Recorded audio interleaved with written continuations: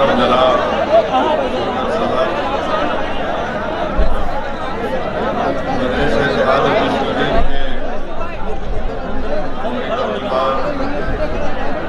जनाब सैयद आसिफ गफ्फार साहब, सुल्तानपुर के मिर्जा अकरम बेग साहब, मोहतरम जनाब सरफराज साहब, और आज मजलिस इत्तेहादुल मुस्लिमीन में शमूलियत अख्तियार की मोहतरम जनाब पवन राव अम्बेडकर साहब और हमारे भाई मोहतरम जनाब अतीक अहमद साहब की बेगम साहिबा और उनके फर्जन और उनकी बहन मंच पर डाइस पर बैठे हुए बुतरला के मजलिस इत्तेहादुल मुस्लिमीन के उम्मीदवार, मोअज़्ज़िज़ हाज़रीन इकराम, बुजुर्गान मिल्लत, नौजवान साथियों, मैं आप तमाम का बेहद शुक्रगुजार हूँ कि आपने अपना कीमती वक्त निकालकर आज के इस मीटिंग में शिरकत की। मेरे पास अल्फाज नहीं है कि मैं कैसे आपका शुक्रिया अदा करूँ। मैं सिर्फ अल्लाह से दुआ कर सकता हूँ कि अल्लाह सुब्हानहू व तआला आपके दिलों में मज़ीद मजलिस इत्तेहादुल मुस्लिमीन की मोहब्बत को पैदा करे और अल्लाह सुब्हानहू व तआला आपके इस मोहब्बत और वाबस्तगी की बुनियाद पर सुल्तानपुर में इंशाअल्लाह ताला हम एक नई सियासी तारीख रकम करेंगे और यहाँ से इंशाअल्लाह ताला आप तमाम लोग मुत्तहिद होकर अपने इत्तेहाद, अपनी दुआओं और अपने इत्तेफाक की बुनियाद पर यहाँ पर आप मजलिस इत्तेहादुल मुस्लिमीन के उम्मीदवार को अपना विधायक बनाकर उत्तर प्रदेश की विधानसभा में भिजाएंगे इंशाअल्लाह।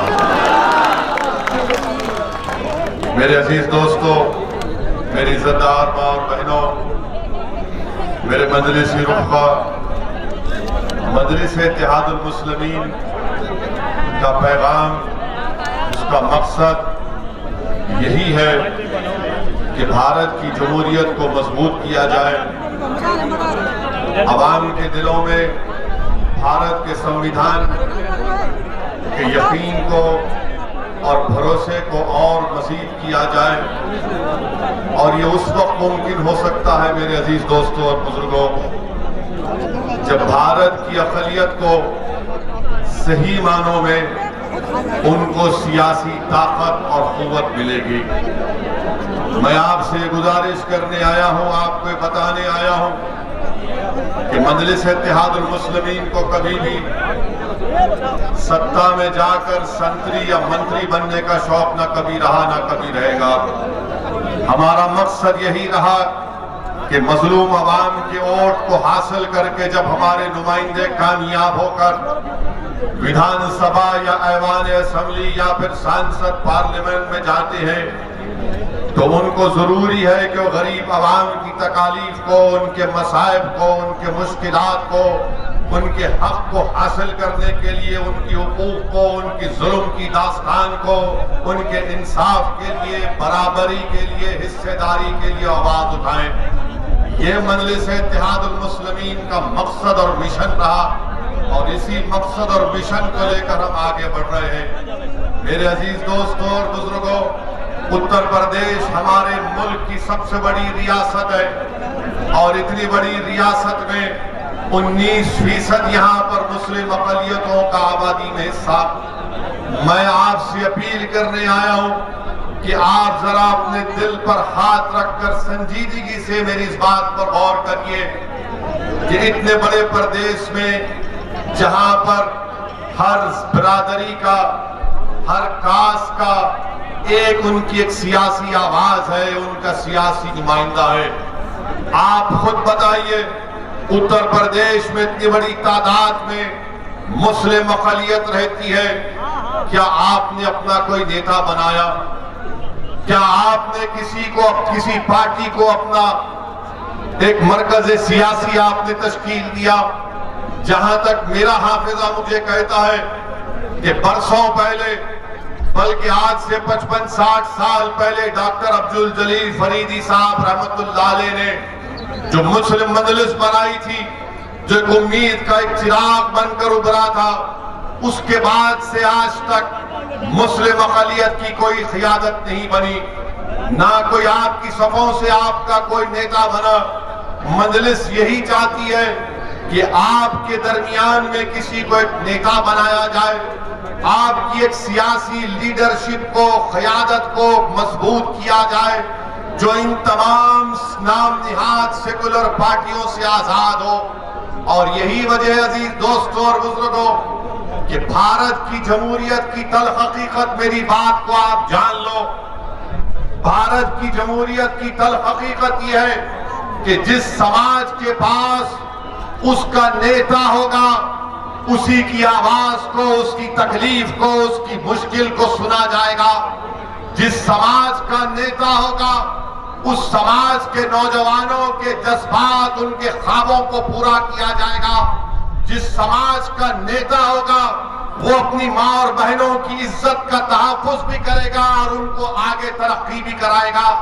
ये भारत की जमहूरियत की तल्ख हकीकत है।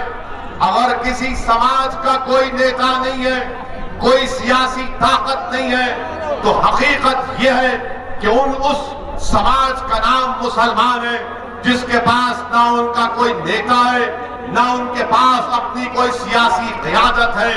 मजलिस यही बात का पैगाम आपको देने आई है। आप पूछेंगे असदुद्दीन ओवैसी, तुम्हारी बात में सच्चाई क्या है, बताओ। मैं दो मिसाल आपको दूंगा। हालिया 1 महीना पहले भारत के प्रधानमंत्री ने अपने मंत्रिमंडल में तब्दीली लाई और उत्तर प्रदेश से अनुप्रिया पटेल को मिनिस्टर बनाया। क्यों बनाया? क्योंकि मोदी जानते थे कि बगैर कुर्मी वोट के उत्तर प्रदेश के चुनाव में उनको फायदा नहीं हो सकता। वहीं पर आगरा के रुकने पार्लियामान सांसद बाघेल साहब को मंत्री बनाया, क्योंकि मोदी जानते थे कि बगैर बाघेल समाज के वो उनको असेंबली में इलेक्शन में फायदा नहीं होगा। मेरे अजीज दोस्तों और बुजुर्गों, हमारा मामला यह है कि हमको डराया गया, खौफ दिलाया गया कि आप सिर्फ वोट डालने का काम करिए, मगर नेता मत बनिए। मजलिस आपको ये बतानी आई है कि आपने वोट डाला, मगर आपको नेता बनने नहीं दिया गया। अगर मैं चार मीनार की गलियों से सुल्तानपुर को आया हूं, तो मेरा रब जानता है कि मैं अपनी मकबूलियत या अपनी अना की तस्कीन के लिए नहीं आया हूं। मैं अगर आया हूं तो सुल्तानपुर से मुझसे बेहतर मजलिस का एक कायद बनाना चाहता हूं, एक नेता बनाना चाहता हूं जो तुम्हारे जज्बात की तर्जुमानी कर सके। ये इस अजीम मकसद के लिए मैं आया हूं। मैं आपसे गुजारिश करने आया हूं मेरे अजीज दोस्तों और बुजुर्गों, हालात और वक्त का तकाजा यह है कि आपको एक होना पड़ेगा, आपको एक होना पड़ेगा। इससे कोई दूसरा रास्ता नहीं है। मिलेंगे, याद रखो मेरी इस बात को कि इत्तेहाद जिंदगी है, इंतशार मौत है। इत्तेहाद जिंदगी है और इंतशार मौत है। ये सुल्तानपुर की एक तारीखी सरजमीन है, यह औलिया अल्लाह की सरजमीन है। यहां पर बुजुर्ग हजरत अलाउद्दीन बल्खी, हजरत महमूद बल्खी, पांचों पीरन जिसको कहा जाता है, तारीखी सरजमीन है। ये सुल्तानपुर की वो तारीखी सरजमीन जहां पर सन 57 की जंग आजादी के लिए यहाँ के उस वक्त के जिम्मेदारों ने कसम खाई थी कि वतन अजीज से अंग्रेजों को उखाड़ कर फेंकेंगे। ये सुल्तानपुर की अजीम सरजमीन जहां पर शीतल मल्ला ने आजादी की लड़ाई में अपनी जान और अपनी एक एक चीज को कुर्बान किया। आज बताओ आप कहां है आपके नेता? गली में कोई हीरो बन जाता है या कोई छोटा मोटा काम कर लेता है। मैं आपको बताना ये चाह रहा हूं कि आपको नेता बनना है।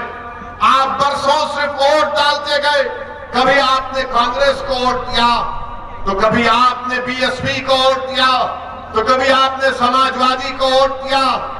मैं आपको ये बताने आया हूं कि क्या कभी आपने अपने आप को वोट दिया? क्या तुमने कभी अपने आप को कामयाब करने के लिए वोट दिया? तुमने गैरों को कामयाब किया, तुमने अपनों से दामन को छुड़ा दिया। आज ओवैसी तुम्हारे दरमियान में आया है। मैं तुम्हारा भाई भी हूं, तुम्हारा बेटा भी हूं, मैं तुम्हारा चाहने वाला भी हूं और मैं एक इंसान हूं। यकीनन मुझ में कई कमजोरियां होंगी, मगर मेरा दिल धड़कता है तो मजलूमों के लिए मुझे गुस्सा आता है जुल्म को देखकर। मैं जुल्म को बर्दाश्त नहीं कर सकता, मैं नाइंसाफी को बर्दाश्त नहीं कर सकता। इसीलिए मजलिस के मुखालिफीन कहते कि असदुद्दीन ओवैसी की जबान कड़वी है। अरे जबान कड़वी अगर है तो इसका जिम्मेदार तुम्हारी नाइंसाफी है। तुमने 60 साल से हमारा वोट लिया, बल्कि तुमने वोट नहीं लिया, हमारा खून चूस लिया। तुमने हमारा वोट लिया मगर हमारे नौजवान नस्लों को बर्बाद कर दिया। तुमने हमसे वोट तो ले लिया मगर गरीबी हमारा मुकद्दर बनाकर रख दिया। तुमने हमारा वोट तो लिया, हमारे बच्चे और बच्चियों को स्कूल से महरूम कर दिया। तुमने वोट तो लिया और हमारे नौजवानों को जेल में डालकर सड़ा दिया गया।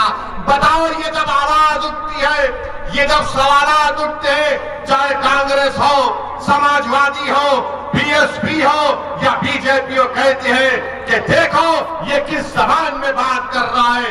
अरे मैं संविधान की जबान में बात कर रहा हूं, वो संविधान जिसको बाबा साहेब अम्बेडकर ने बनाया था। बाबा साहेब अम्बेडकर ने संविधान बनाकर कमजोर तबकात को, वंचित समाज को कहा कि हमने संविधान बना दिया, अब हम तुमको हथियार देकर जा रहे हैं। बाबा साहेब ने कहा कि हम तुमको हथियार देकर जा रहे हैं। वो क्या हथियार था? वो हथियार था आपका वोट। मगर जालिमों ने हथियार को हथियार नहीं बनने दिया, बल्कि आपको कहा कि अगर तुम इस हथियार को इस्तेमाल करोगे तो तुम खत्म हो जाओगे। मैं आपको यही याद दिलाने आया हूं, ये वोट आपका हथियार है। जमहूरियत में वोट आपका हथियार है। जिसको चाहे आप जमीन पर सुला सकते हैं, जिसको चाहे आप कुर्सी पर बिठा सकते हैं, मगर अब की बार इंशाअल्लाह ताला आपको मजलिस के उम्मीदवार को कामयाब करना है। लोग हमारे मजलिस के मुखालिफीन कहते हैं असदुद्दीन ओवैसी जज्बाती तकरीर करता है, तो आप क्यों नहीं करते? कौन रोका आपको? जज्बात में कौन आता है मालूम आपको? जज्बात में वो आता है जो जुल्म को देखता है, जज्बात में वो आता है जो नाइंसाफी को देखता है, जज्बात में वो आता है जिसके दिल में एक तरफ होती है कि मुझे हिस्सा मिलना चाहिए, जज्बात में वो आता है जिसमें एक तरफ होती है कि मुझे अपना मुकाम मिलना चाहिए, जज्बात में वो आता है जो किसी को देखता है कि नहीं मुझे भी आसमानों को छूना है, मैं जमीन पर नहीं रहना चाहता हूं। जो लोग जज्बात में नहीं आते वो मुर्दार के मुर्दा कहने के लायक है। इसीलिए मेरे अजीज दोस्तों और बुजुर्गों, जज्बात को जमहूरियत में संविधान की 4 दीवारी में रहकर हमको अपने ख्वाबों को पूरा करना है। और वो ख्वाब क्या है? समंदर की तह में जाकर ख्वाब को तलाश करना नहीं है, वो ख्वाब आसमानों पर या चांद पर जाकर मट्टी लाना नहीं है। मेरा ख्वाब और आपका ख्वाब सिर्फ यही है कि हम मुत्तहिद हो जाएं और अपनी जमात को मजबूत करें।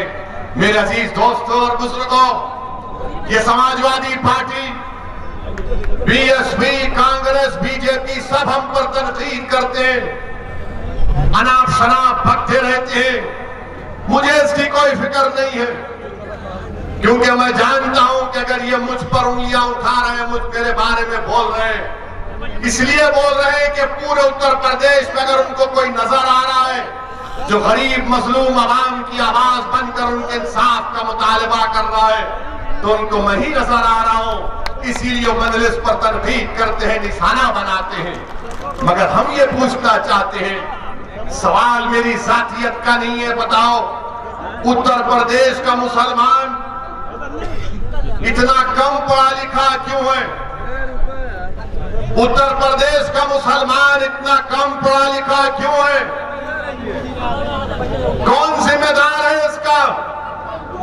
उत्तर प्रदेश में हमारे मुसलमान बच्चे और बच्चियां सिर्फ 3% मुसलमान हाई स्कूल मुकम्मल करते हैं, सिर्फ 2% मुसलमान ग्रेजुएशन मुकम्मल करते हैं, और 5 साल और 15 साल के दरमियान में सबसे ज्यादा बच्चे अगर स्कूल के बाहर है किसी समाज के तो मुसलमानों के 60%। क्या तुमने सुना कभी अखिलेश की जबान से, क्या तुमने सुना कभी बीएसपी के किसी नेता की जबान से? बताओ इसका जिम्मेदार कौन है? ये नाइंसाफी देखकर खून खौलता है कि जब सबके बच्चे पढ़ सकते हैं तो मेरा बेटा क्यों नहीं पढ़ सकता, मेरी बेटी क्यों नहीं पढ़ सकती, मेरे भाई का बच्चा ग्रेजुएशन क्यों नहीं कर सकता? ये इसलिए नहीं करना चाहते, ये कभी आपको ताकतवर नहीं बनाना चाहेंगे, ये सिर्फ आपको डराएंगे डराएंगे डराएंगे डराएंगे, खौफ दिलाएंगे। अगर तुम मजलिस को वोट दिए, तुम अगर ओवैसी की बातों में आ गए तो फुलां जीत जाएगा। अरे पूरे भारत में बीजेपी 2 मरतबा उनका प्रधानमंत्री बन गया तो ओवैसी की वजह से बना मोदी या तुम्हारी नाहली की वजह से बना? मैं जिम्मेदार हूं उसका। हर वक्त कहेंगे नहीं असदुद्दीन ओवैसी आया है तो वोट काट देगा मुसलमानों के, कहते हैं ना, कहते हैं ना कि ओवैसी लड़ेगा तो वोट काट देगा। अब मेरा सवाल, इसका जवाब आपको देना पड़ेगा। अखिलेश यादव को आपने झोली भर भर के वोट दिया, दिया ना? इसी विधानसभा से दिया ना? तो सूर्या कैसे जीता?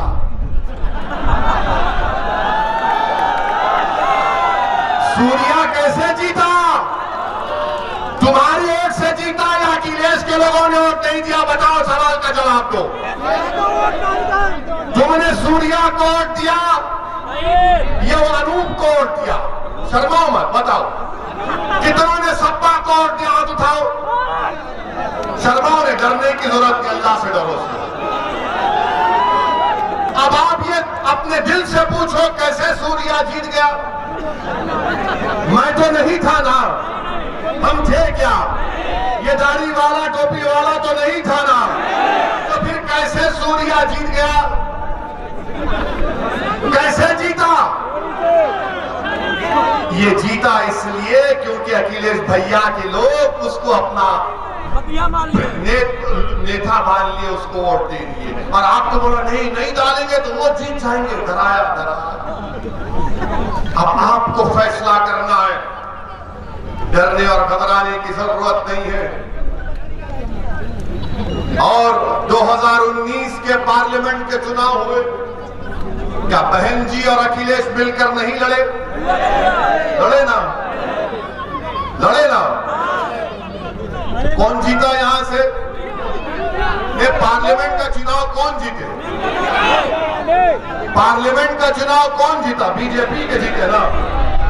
आपने वोट दिया बीजेपी को, दिया आपने वोट बीजेपी को, देंगे बीजेपी को। फिर जीता कैसा बीजेपी? कैसा जीता बीजेपी? कौन वोट दिया बीजेपी को? ये बात हम जब बोलते हैं तो समाजवादी, बीएसपी, बीजेपी, कांग्रेस सबकी रातों की नींद हराम हो जाती है। क्या हमने 2019 के लोकसभा चुनाव में एक कैंडिडेट खड़ा किया? मजलिस ने खड़ा किया, फिर कैसा जीत गया? कौन जीते? बीजेपी जीत गई। सबसे ज्यादा पार्लियामेंट की सीट पर बीजेपी जीत गई।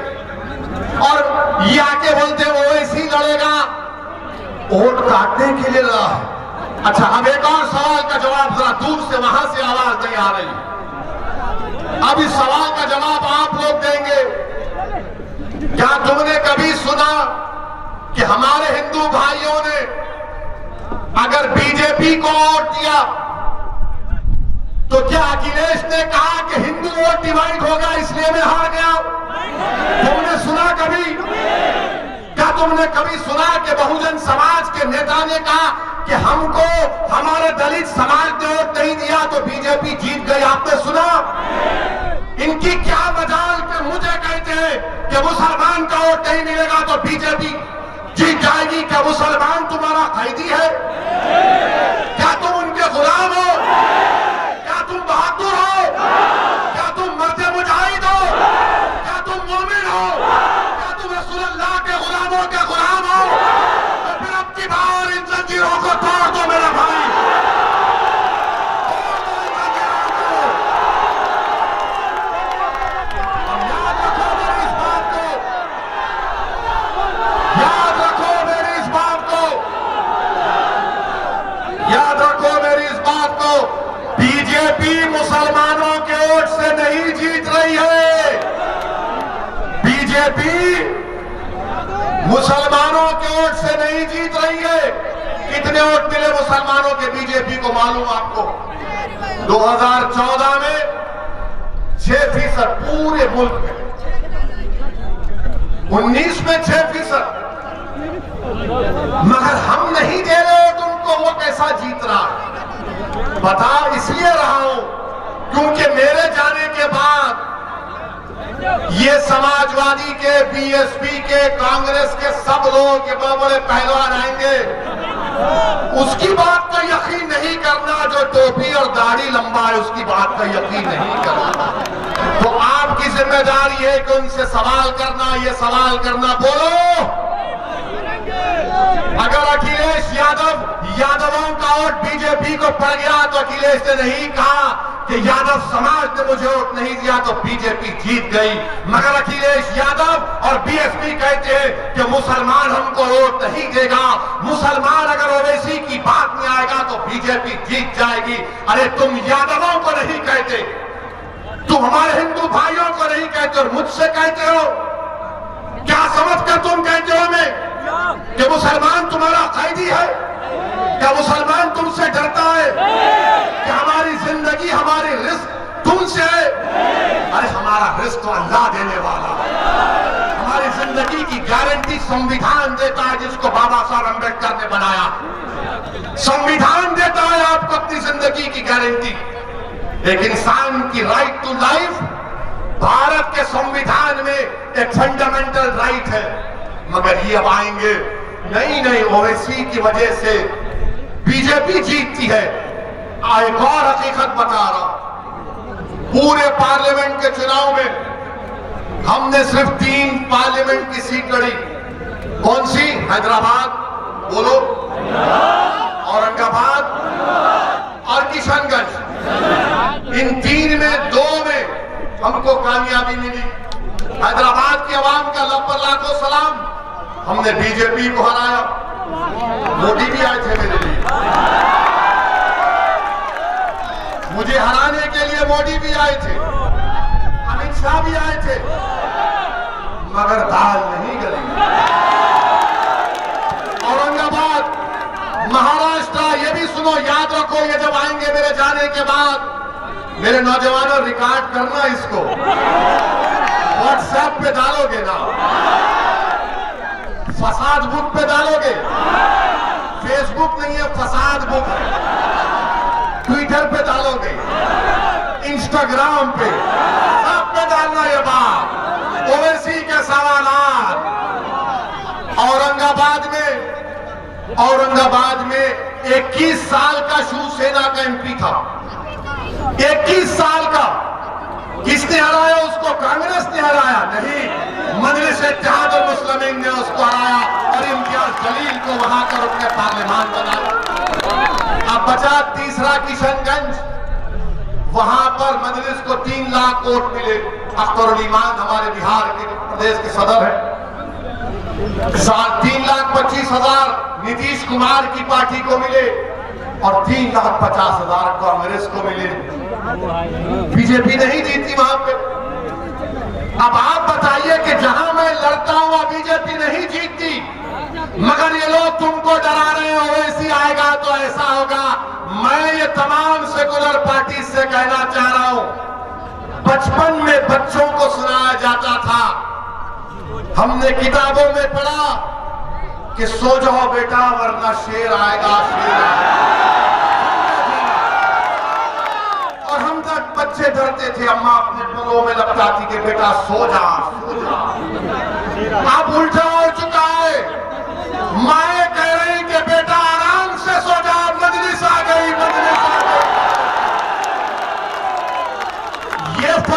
तब्दीली हम ला चुके हैं, इसीलिए इनको डर होने लगा है, इसीलिए इनको लग रहा है कि अब वो जो मुसलमानों का वोट, जो उनका कैदी था, जो उनका वोट बैंक था, जिनका रिजर्व बैंक था, उनको नजर आ रहा है कि असदुद्दीन ओवैसी की पार्टी उस वोट बैंक को वोट बैंक नहीं बल्कि ताकत के तौर पर मुसलमानों के हक के लिए इस्तेमाल करता है।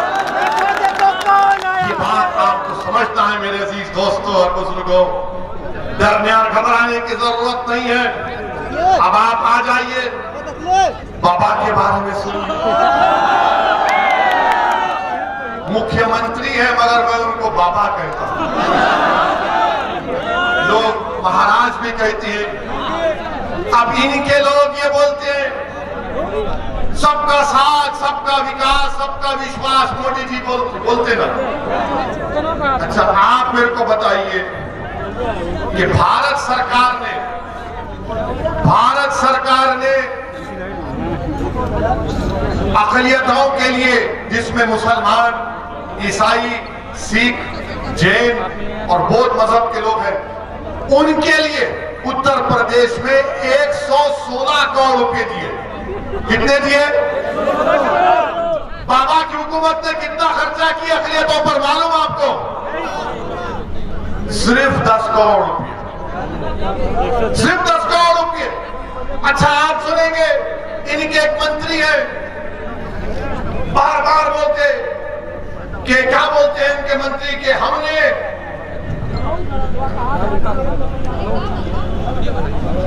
इनके मंत्री कहते हैं कि हमने मुसलमानों को प्रधानमंत्री आवास योजना में हमने घर दिया है। मैंने पार्लियामेंट में सवाल किया, अखिलेश भैया तो सवाल नहीं करते थे, उनको मालूम कि लोग कहां जाएंगे हमको छोड़कर। वो तो हमको भैंस समझते हैं कि दूध निथार निथार निथार निथार के खुद ही पी लिए। हमने सवाल किया था कि बताओ प्रधानमंत्री आवास योजना ग्रामीण में कितने घर मुसलमानों को उत्तर प्रदेश में मिले? तो कहा गया 2017-18 में मोदी की सरकार ने 7,65,000 घर दिए। कितने दिए? 7,65,000 घर दिए। और आपको मालूम मुसलमानों को कितने मिले 10। 7,65,000 में 10 घर मुसलमानों को मिले। और बाबा और मोदी कहते सबका साथ, सबका विश्वास, सबका विकास। यानी बताइए आप कितना नाइंसाफी और झूठ हमसे। और फिर एक और जगह पर एक बीजेपी के लोगों ने कह दिया कि हम मुसलमानों के लिए इतना कर रहे हैं, ओवैसी को सिर्फ भड़काऊ भाषण देते हैं। हम ये बीजेपी की सरकार को पूछना चाह रहे हैं, जरा ये तो बता दीजिए कि सुल्तानपुर में कितने सीनियर सेकेंडरी के स्कूल हैं? सुल्तानपुर में एक भी सीनियर सेकेंडरी का स्कूल नहीं है। पूरे एक ब्लॉक में एक ही स्कूल है, पहली से 10वीं जमात, यानी क्लास 1 से क्लास 10 तक, वो भी कहा मदरसा। अब आपने टीवी पर देखा होगा कि माशाल्लाह हमारे टीवी के लोग भी मोदी जी के बहुत करीबी दोस्त हैं, बहुत करीबी दोस्त हैं। यहाँ पर है वो हमारे दोस्त हैं नौकरी करके, ये नहीं कि जो मालिक है वो बहुत करीबी दोस्त है। उनका ऐसा रिश्ता है मोदी जी से कि वो अपने बाप को गाली सुनना पसंद करेंगे पर मोदी जी के बारे में तनकीद सुनना पसंद नहीं करेंगे। तो क्या चला है टीवी पे कि मुसलमानों ने कह दिया कि बच्चे और बच्चियां साथ मिलकर नहीं पढ़ना चाहिए। देखा होगा ना टीवी पर आपने। हमारे पास भी मीडिया के लोग आए, मैंने कहा देखो मुझे बुलाओगे तो भारी पड़ जाएगा। बोले कैसे पड़ेगा? हम बोलेंगे तुमने बच्चियों के लिए कितना स्कूल खोला बताओ पहले।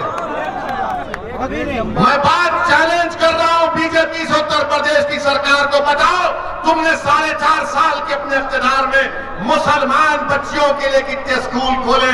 तो जवाब आएगा, ओवैसी हिंदू मुस्लिम की बात करता है, हमने सबके लिए खोल दिया। अगर सबके लिए खोला तो फिर तालीम से दूर मुसलमान है, तालीम से दूर मुसलमान महिला है, बच्चियां हैं। आप उनके लिए नहीं खोलेंगे और आप बोलेंगे नहीं, ये साथ मिलकर पढ़ना नहीं चाहते।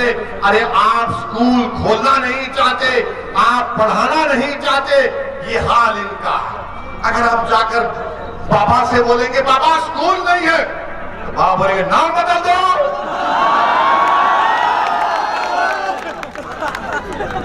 बाबा से बोलेंगे स्कूल नहीं है, मुसलमान बच्चों के नाम बदल दे।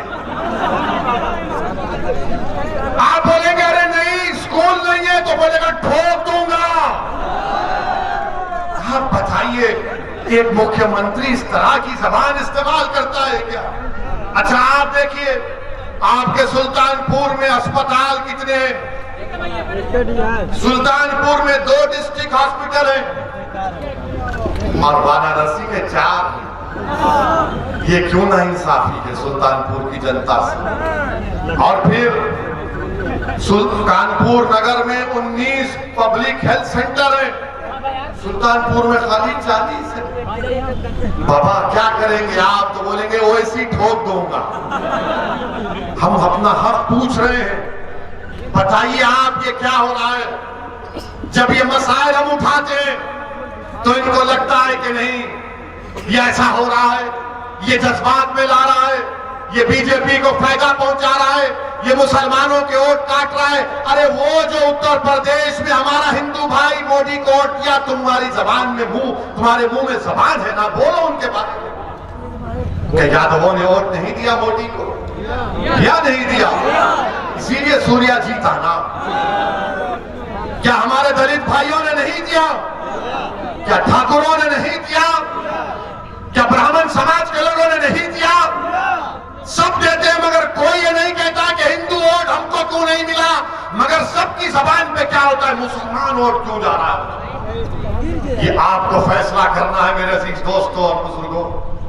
और आज आप देखते हैं कि हमारे मुल्क में महिलाओं की फिक्र किसको? हमारे मुल्क में मालूम आपको किसकी, कौन से महिलाओं की फिक्र है? हर टीवी पे अफगानिस्तान में महिला कैसा हो रहा, अफगानिस्तान में ऐसा।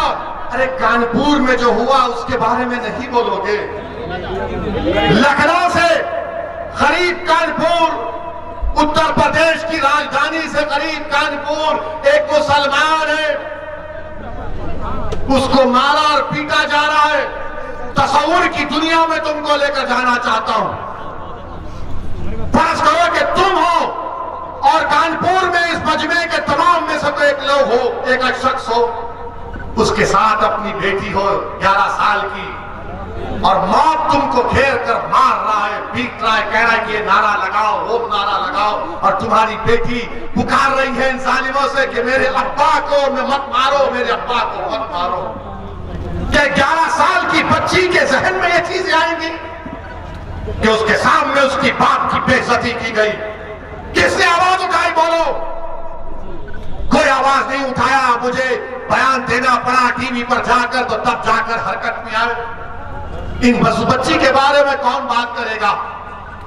कौन बात करेगा उस बच्ची के बारे में?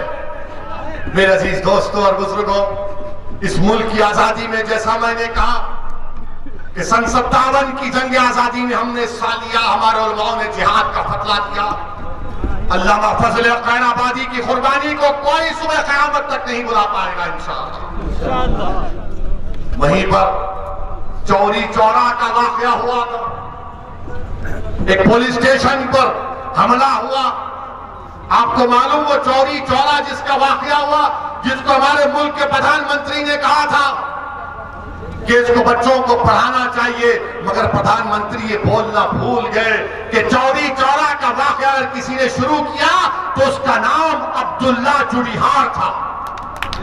उसका नाम अब्दुल्ला चुड़ीहार था। वो मनिहार बरादरी का था, और वही लोगों ने उनको सजा हुई थी, जिंदगी बर्बाद हो गई मगर मुल्क के लिए कुर्बान किया। और वही मनिहार बरादरी का तस्लीम नामी शख्स मध्य प्रदेश इंदौर में चूड़ियां बेचने जाता है तो उससे कहा जाता है तेरा आधार कार्ड क्या है, तेरा नाम क्या है। उसके चूड़ियों को लूट लिया जाता, उसके पैसों को छीन लिया जाता।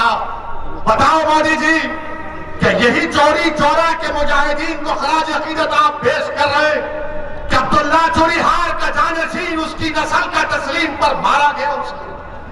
बताइए आप मेरे अजीज दोस्तों और बुजुर्गों, मेरे अजीज दोस्तों और बुजुर्गों, बड़े बड़े जुल्म के वाकयात हमारे मुल्क में हो रहे हैं जिसको देख कर अगर आंख में आंसू नहीं आएंगे तो याद रखो तुम इंसान कहलाने के लायक नहीं हो।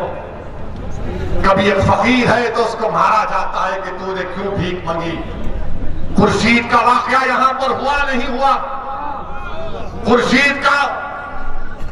खुर्शीद अहमद का वाकया सुल्तानपुर में हुआ और सबसे पहले वहां पर हमारे अकरम बेग साहब और सरफराज साहब पहुंचे। ये जुल्म के वाकयात हमारे पर इस प्रदेश में और पूरे मुल्क में हो रहे हैं। मेरे अजीज दोस्तों और बुजुर्गों, मैं आपको सिर्फ यही बताना चाहता हूं कि डरने और घबराने की जरूरत नहीं है। याद रखो, भारत का संविधान आपको इस बात की इजाजत देता है कि आप अपने मजहब पर चलें, आपको मजहबी आजादी दे दी गई है, आप अपने मस्जिदों को आबाद रखें। भारत के संविधान में आपकी जिंदगी, हर भारत के शहरी की जिंदगी एक बुनियादी हक है, फंडामेंटल राइट है।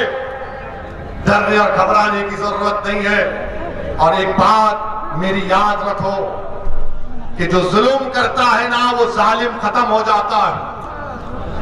फिरौन था ना, फिरौन मालूम कौन था आपको? फिरौन एक बादशाह था, जुल्म करता था और अपने आप को खुदा कहता था। तो अल्लाह ने हजरत मूसा को उसकी तरफ भेजा और उसके दरबार में, फिरौन के दरबार में गरीब लड़की थी, बहुत गरीब थी, झोपड़ी में रहती थी। उसका काम यह था कि फिरौन के बेटी के बालों को कंघी किया जाए। और एक दिन जब वो फिरौन के महल में बादशाह की बेटी के बालों में कंघी कर रही थी तो कंघी नीचे गिर गई। उसने झुककर उठाया और कहा कि मेरा रब वो है जो मूसा और हारून का रब है, कि रब मूसा और हारून, मेरा रब वो है जो अल्लाह है। उसने कहा, तो बादशाह की बेटी ने कहा कि तू मेरे बाप को खुदा नहीं मानती? तो उसने कहा नहीं, मैं उसको खुदा मानती हूं जो तेरे बाप का और तेरा और मेरा वो अल्लाह है, मैं उसको अपना रब मानती हूं। उसने जाकर अपने बाप से कहा कि एक कनीज है काम करने वाली जो मेरे बालों में कंघा करती, वो तुझको खुदा नहीं मानती। फिरौन ने उसको अपने दरबार में बुलाया। उसके दो बच्चे थे, एक शीरखार बच्चा था और एक 10-11 साल का बच्चा था। दो रिवायतें हैं। एक रिवायत में आया कि फिरौन ने कहा कि क्या तू मुझे खुदा नहीं मानती? तो उसने कहा नहीं, मैं उसको मानती हूं जो तेरा भी रब है और मेरा भी रब है, वो अल्लाह है। उसने कहा देख, मैं एक बड़ा तांबे का बर्तन लाया, उसमें तेल डाला और उसको खूब जलाया और कहा कि अगर नहीं मानेगी मुझे खुदा तो तेरे बेटे को उसमें डाल दूंगा, तेरे 10 साल के बेटे को। उसने कहा कि मैं तब भी तुझे अपना रब नहीं मानूंगी, मेरा रब वो है जो तुझे और मुझे और सारी कायनात को बनाया अल्लाह। उस जालिम फिरौन ने उस बच्चे को उसकी मां के हाथ से छीनकर तेल में डाल दिया। वो बच्चा फौत हो गया। फिर पूछा बोल अब क्या बोलेगी? तो उसने जब देखा कि बच्चे की हड्डियां सामने आ गई, उसकी आंख से आंसू निकलना शुरू हो गए, तो बादशाह फिरौन ने कहा अब तू डर गई, अब मान ले मुझे खुदा, तेरे आंख में आंसू आ गए। तो उस लड़की ने कहा कि मेरे आंख में आंसू मेरे बच्चे की मौत की वजह से नहीं या तेरी खौफ की वजह से नहीं, मेरे आंख में आंसू सिर्फ इसलिए आए कि अल्लाह मुझे एक ही जान दिया अपने दीन पर कुर्बान करने के लिए। फिरौन ताज्जुब किया और फिर कहा कि तेरे शीर खार बच्चे को ले लूंगा। उसके सीने से छीन लिया गया। तो जब बच्चे को, जो 6-7 महीने का बच्चा था, जब उसको तेल में डाला जा रहा था, तो अल्लाह ने उस बच्चे को ताकत दी बोलने की। उसने कहा मां तू कह दे कि तेरा मेरा सबका रब अल्लाह है, तू इस तेल की तरफ मत देख, कह दे कि मेरा रब अल्लाह है। उस बच्चे को डाल दिया गया। तो याद रखो, अल्लाह रब्बुल कायनात है, अल्लाह रज़्ज़ाक़ है, अल्लाह गफ्फार है, अल्लाह रहमान है, अल्लाह रहीम है, अल्लाह करीम है। और अल्लाह के दरबार में कभी भी जालिमों से अल्लाह इंसाफ करता है और जुल्म का खात्मा होगा इंशाअल्लाह होगा। और याद रखो, वो सहाबी रसूल का वाक़या याद आ रहा है, जब रोमियों से जंग हुई। हजरत अब्दुल्लाह हुदैफा शामी थे, जिनको रोम के बादशाह ने गिरफ्तार कर लिया और उनसे कहा कि तुम इस्लाम को छोड़ दो। उन्होंने कहा नहीं छोड़ूंगा। उसने कहा मेरी बेटी से शादी कर ले। उन्होंने कहा मेरा शादी करने का इरादा नहीं है। उसने जेल में डाल दिया। एक बदकिरदार किस्म की एक महिला को उसके पीछे लगा दिया। वो जेल में भागते थे, उससे कहते थे कि मुझे हाथ मत लगा, तू गैर महरम है। फिर बादशाह ने बुलाया उनको और कहा कि चलो मैं तुमको एक और ऑफर देता हूं, तुम मेरी अंगूठी को चूम लो। उस अंगूठी पर कुछ और निशान था। उन्होंने कहा यह भी नहीं कर सकता। ये होठ जो अशहदु अल्ला इलाहा इल्लल्लाह व अशहदु अन्ना मुहम्मद रसूलुल्लाह कहते हैं, जो मोहम्मद मुस्तफा सल्लल्लाहु अलैहि वसल्लम की गुलामी में सलातो सलाम पढ़ते हैं, इन होठों को मैं वहां नहीं चूम सकता। बादशाह ने कहा मेरे माथे को चूम ले, मैं 100 सहाबियों को आजाद कर दूंगा।